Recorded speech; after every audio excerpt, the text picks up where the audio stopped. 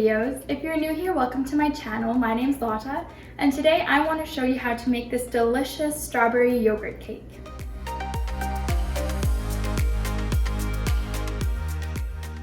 Now the first thing we need to make is the thin cake that goes at the very bottom of our strawberry yogurt cake.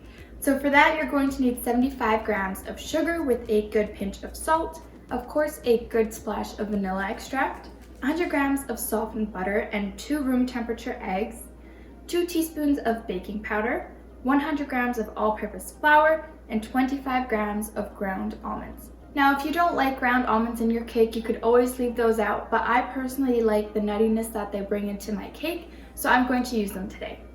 Now like always, we're going to start by whisking together our butter, sugar, salt, and vanilla until it's super light and fluffy before we add in our eggs one at a time.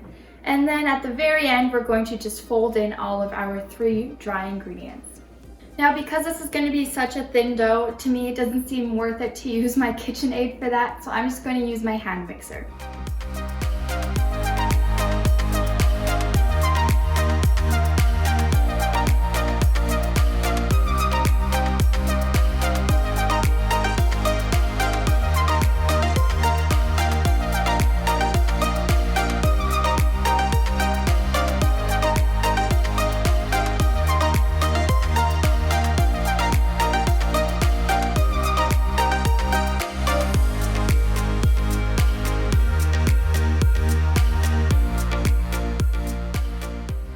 Now I just transferred this into my 22 centimeter tin here. Now I do usually use the same amount of dough for my tin that's slightly bigger, that's around 24-26 centimeters.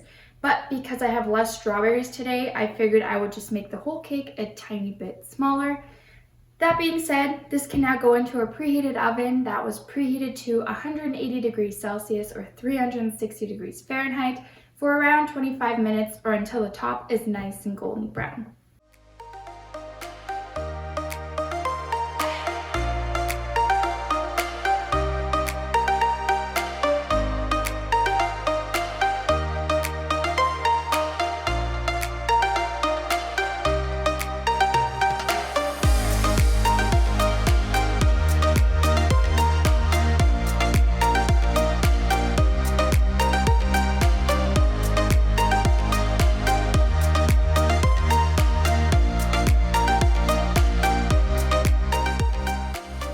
Now we can move on to the actual filling. So for that, you're going to need a good splash of vanilla, 300 milliliters of heavy whipping cream, 1 package or 8 grams of ground gelatin, 30 grams of powdered sugar, the juice of 1 lemon, 40 grams of Greek yogurt, or really any yogurt works, and around 400 or 500 grams of strawberries that you've just taken the top off of and cut in half.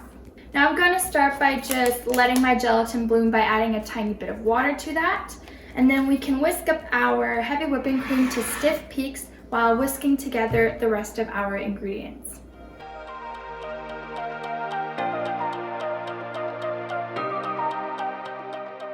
I'm just going to set this aside for 10 minutes to let it bloom.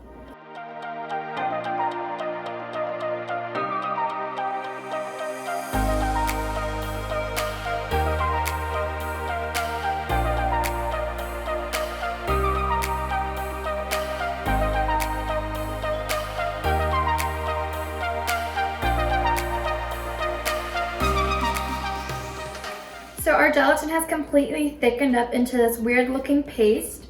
So at this point, we're going to heat this on medium-low heat just until it's melted again. And that does go really fast, so you kind of want to be present. And you do not want your gelatin to boil. So you really just want to heat it up until it's a nice liquid.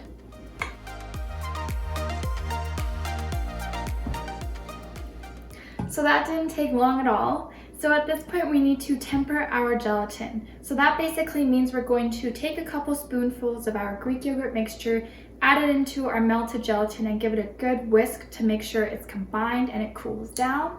We're basically going to repeat that a couple of times before we add everything back into our big bowl and giving it one more good mix.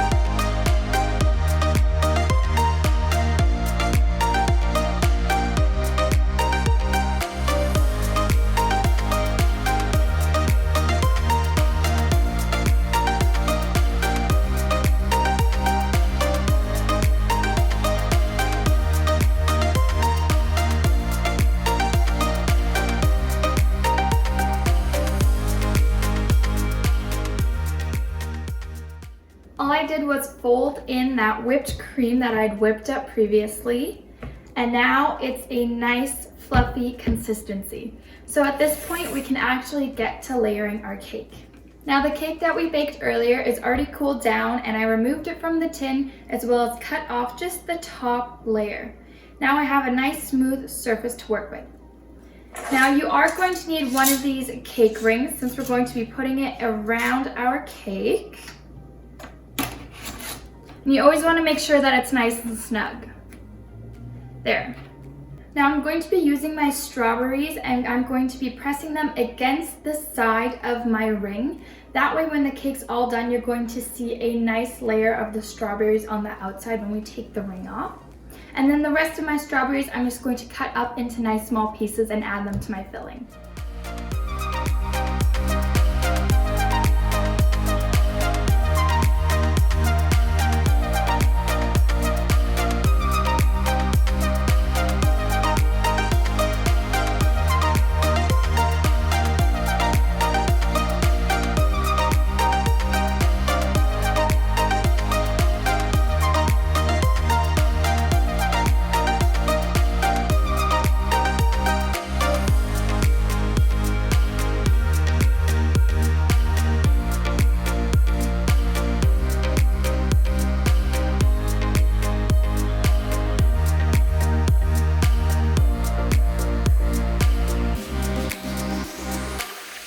Now this can wander into the fridge while we prepare our glaze to go on top.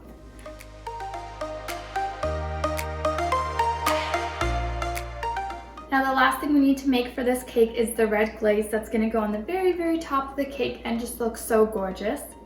So I'm going to be using this red glaze package, and according to this you're going to need 2 tablespoons of sugar and 250 milliliters of water.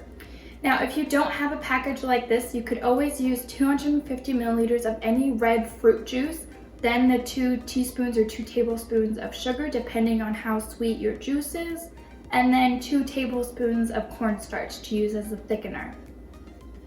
Now, it doesn't matter if you use a package like this or you make your own, the instructions are going to be exactly the same.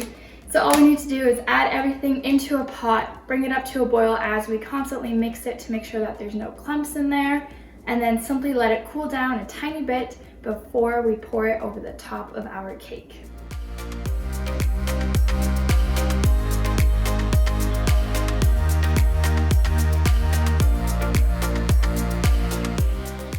Now when you start heating this up, it's going to start by looking kind of cloudy. But as soon as you bring it up to a nice high heat and it starts to boil, it starts getting a lot more clear, and that's kind of when you know it's ready.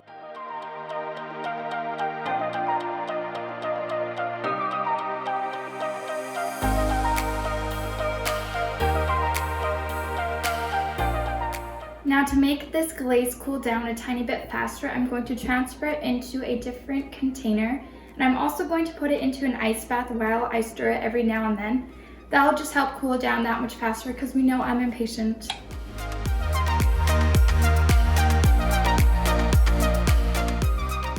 Now that our glaze has cooled down quite a bit, we can carefully pour it over the top of our cake. Now I personally like pouring it over the back of my spatula, that way it's not directly hitting the cake as hard. That's just personal preference though.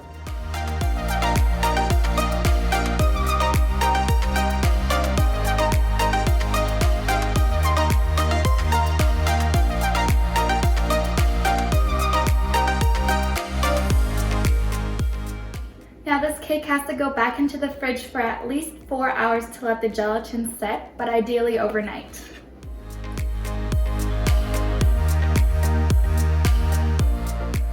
Now I decided that I want to decorate our strawberry yogurt cake with some chocolate ornaments on top. So this old book that I have has a bunch of different ones. I'm going to do one that's a little bit different and not actually in the book, but just for reference, there's a couple here. So for our chocolate ornaments, I'm going to be using around 100 grams of chocolate chips that I already have in my bowl here. And you're also going to need 1 teaspoon or just like a little bit of coconut oil. Now the coconut oil will help smoothen the chocolate and make it much easier to pipe, which is exactly what you want. So I'm just going to go ahead and already add a bit of my coconut oil into my bowl. I don't want to use too much, but about like that. Now we basically just need to melt down our chocolate. So I've already got my little pot on the stove behind me with a little bit of water at the bottom. Now all we're going to do is simply add our bowl on top of our pot and then let it melt away. Now you also want to make sure that your bowl is not touching the actual water in your pot. And you also want to make sure that your water inside of your pot is not boiling, it's just very hot.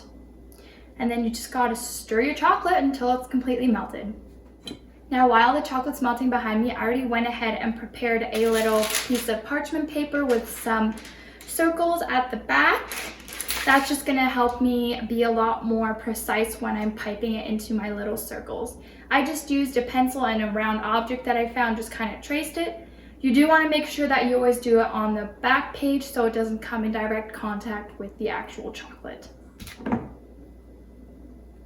So my chocolate's completely melted and it's around 50 degrees Celsius, and you don't want it to really be any hotter than that because else when it dries it's not going to be as shiny, it'll kind of look dull, which is not what you want. So at this point you can either put it into a tiny piping bag that you made yourself out of parchment paper or into a plastic bag, anything that you can kind of hold and kind of cut the tip off of so you can pipe.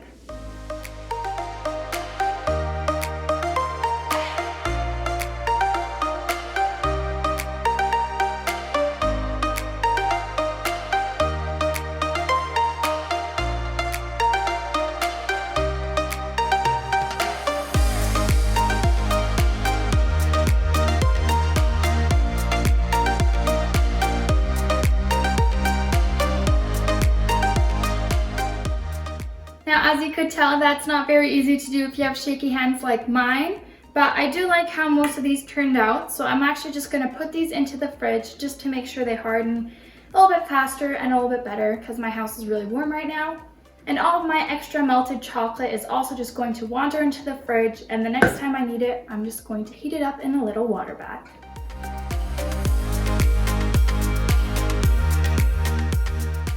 So it's later in the day and it's been a bunch of hours, so the gelatin should have set. So now we can carefully cut along the edge and carefully remove the ring.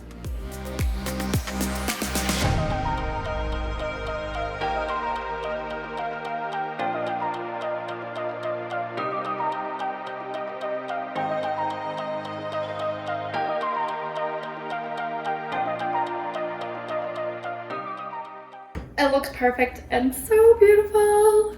Okay, now for the final touches, we can do some decorations on the top.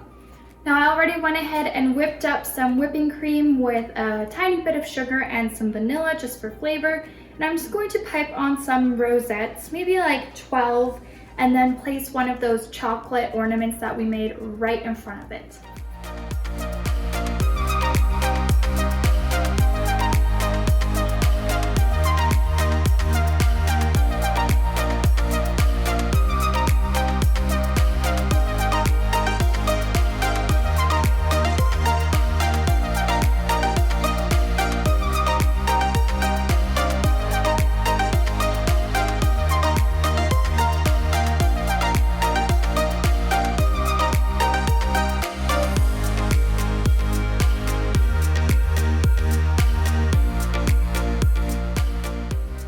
Now, if you have any of these chocolate ornaments left like I do, you could put them into a tupper, and you want to store them somewhere between 5 and 10 degrees Celsius. So for most people, that's going to be the fridge. And you can keep them there for like a week or so and use them for any other cake or pastry that you want.